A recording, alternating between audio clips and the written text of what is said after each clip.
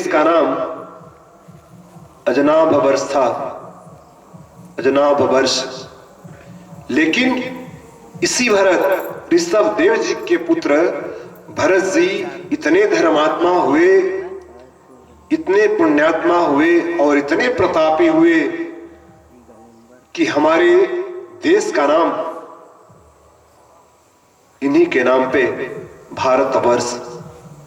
ध्यान रखना, अजनाभ वर्ष, पहले इस देश का नाम अजनाभ वर्ष था।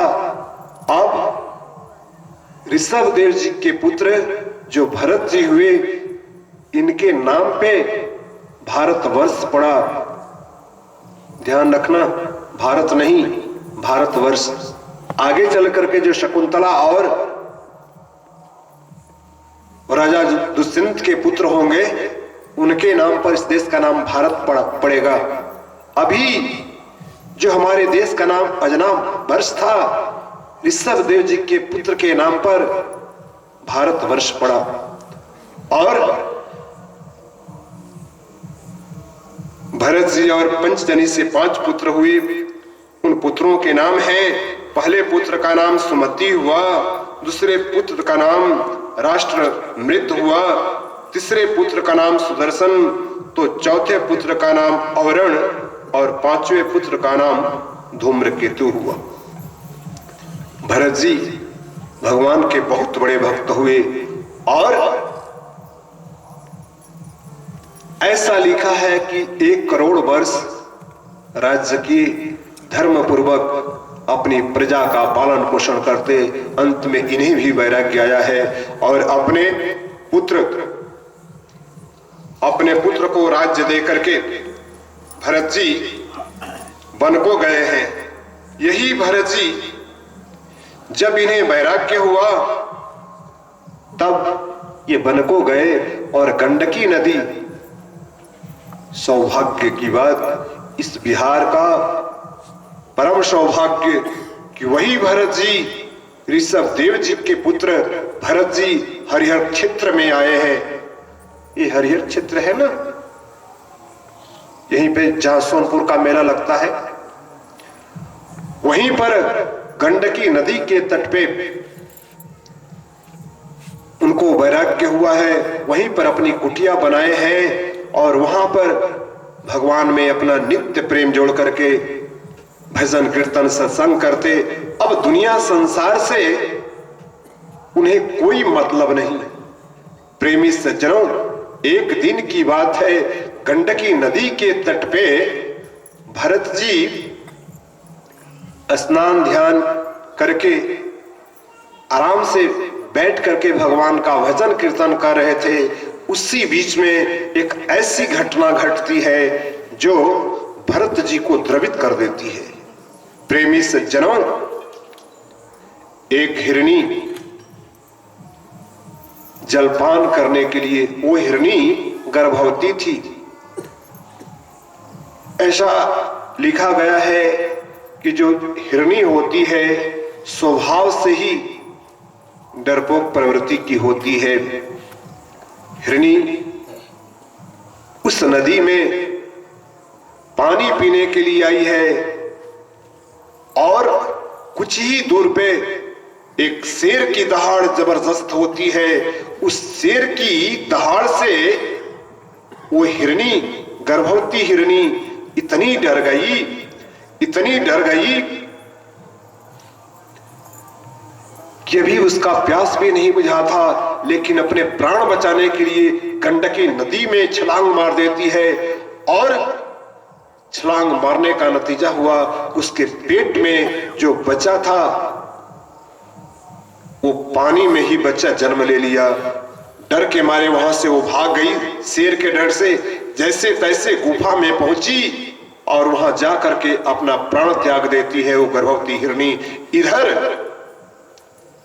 जब यह करुण दृश्य भरत जी देखते हैं, प्रेमी सज्जनों, भरत जी अपनी पत्नी, अपनी पुत्रों और अपने राज्य को छोड़ करके वैराग्य धारण करके गंडकी नदी के तट पर आए हैं अब वो संसार से बिल्कुल विरक्त हो गए हैं, संसार में उनकी कोई आसक्ति नहीं है।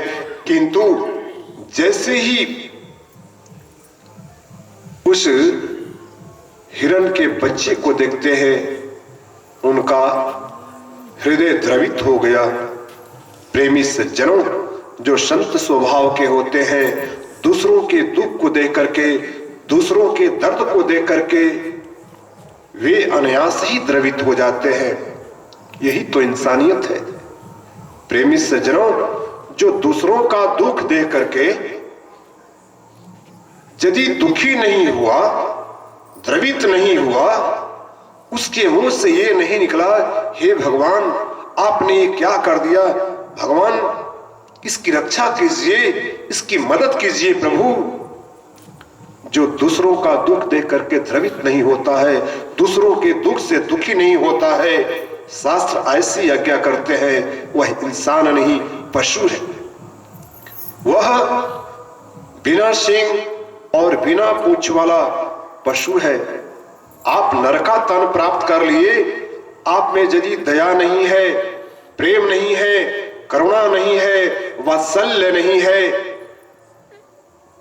तो आप भले ही नर का तन प्राप्त कर लिए हैं, लेकिन आप इंसान नहीं है। जिस इंसान के अंदर, जिस मनुष्य के अंदर इंसानियत नहीं है, वह इंसान नहीं है। आज भरत जी को उस हिरण के बच्चे को देख करके दया आई है। भरत जी दौड़ करके गए हैं, नदी में छलांग लगाए हैं और छलांग लगा करके उस हिरनी के बच्चे को निकाल करके लाते हैं और अपनी कुटिया में रखने लगे। भरत जी के मन में ऐसा भाव आया, अब इस संसार में मेरे सिवा इसका है ही कौन, इसलिए हमारा यही धर्म बनता है कि इसका बढ़िया से भरण पोषण करें, इसकी देखभाल करें। प्रेमी सज्जनों, जब से भरत जी उस हिरनी के बच्चे को अपनी कुटिया में लाए हैं, तब से उस हिरनी के बच्चे में इतने लवलीन हो गए कि धीरे धीरे भगवान का भजन कीर्तन कम होने लगा। और जिस भरत जी को संसार से वैराग्य हो गया था, अपनी पत्नी और बच्चों तथा राज्य को छोड़ने में जिस भरत जी ने 1 मिनट की देर नहीं की थी, आज भरत जी को पुनः उस हिरनी के बच्चे से इतना स्नेह हो गया। हमेशा दिन रात उस हिरनी के बच्चे के बारे में ही सोचते, मैं ही इसकी मां हूं, मैं ही इसके पिता हूं, मेरे अलावा इस अनाथ का इस संसार में है ही कौन।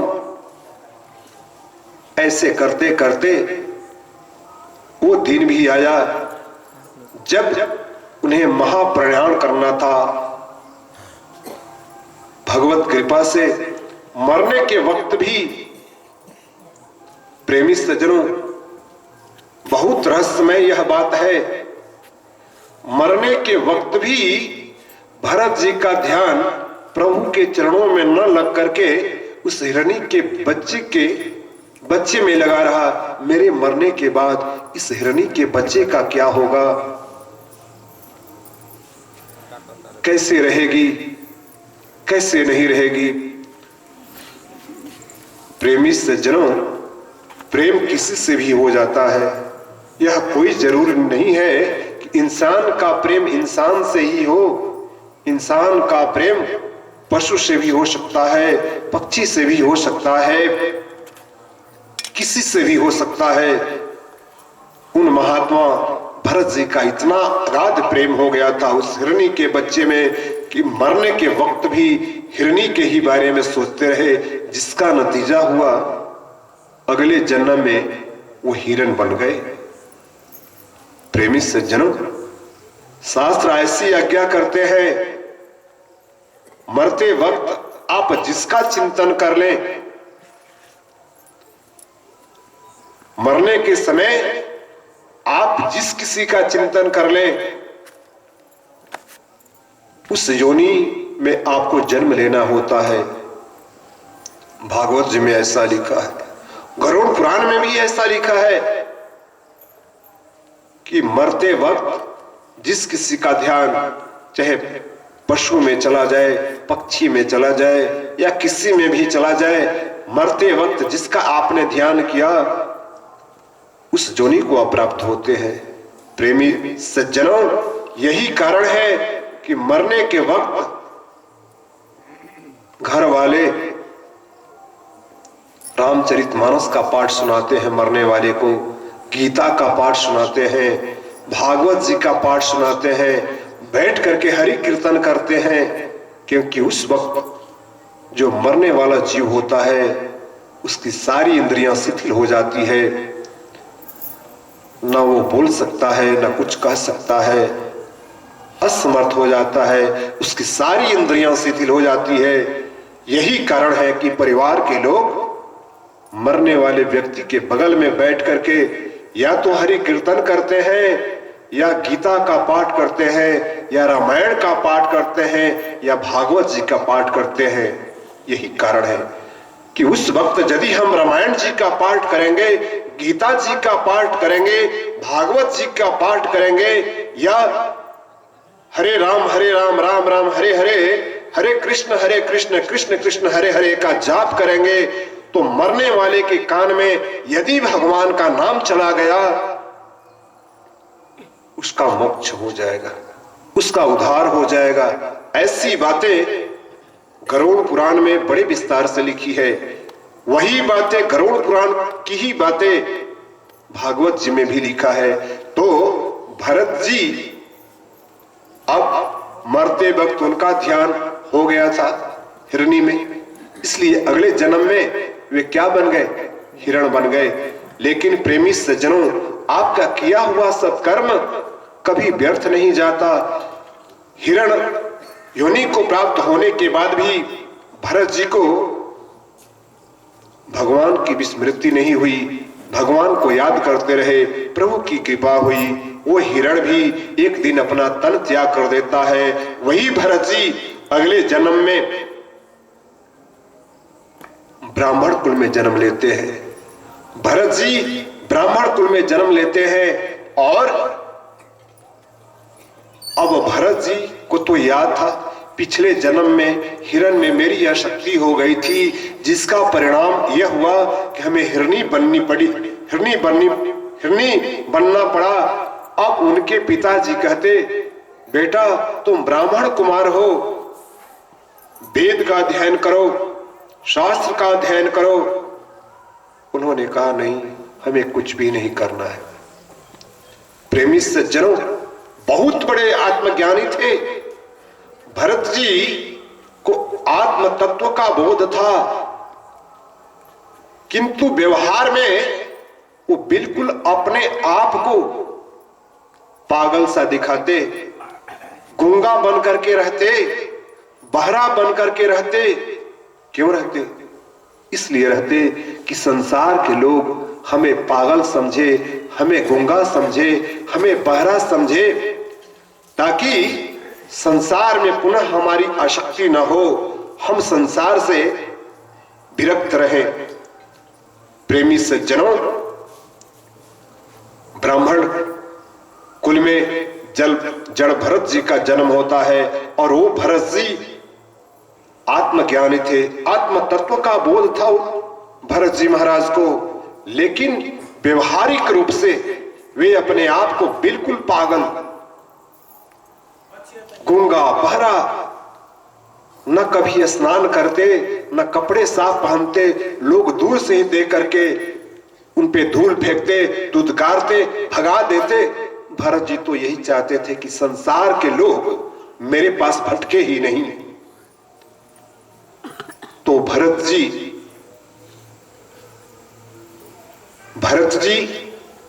पागल बन करके जंगल में विचरण कर रहे हैं, किंतु मन ही मन एक पल के लिए भी भगवान के चरण कमलों से अपना ध्यान नहीं भटकने देते हैं भरत जी जंगल में भगवान श्री कृष्ण चंद्र जी की भक्ति कर रहे हैं।